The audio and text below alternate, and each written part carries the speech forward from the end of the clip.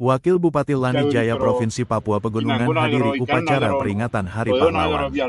Lani Jaya News.com, Ferdi Ginia Tabuni, Wakil Bupati Kabupaten Lani Jaya, Provinsi Papua Pegunungan, beserta rombongan menghadiri upacara peringatan Hari Pahlawan Nasional, Senin tanggal 10 November tahun 2025.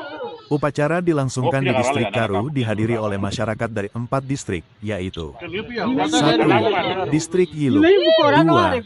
Distrik Guna, 3. Distrik Gamelia, 4. Distrik Karu.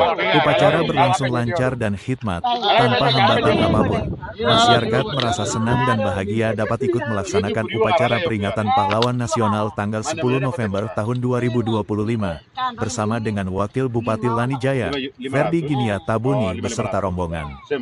Kontributor, Bawi Kogoya.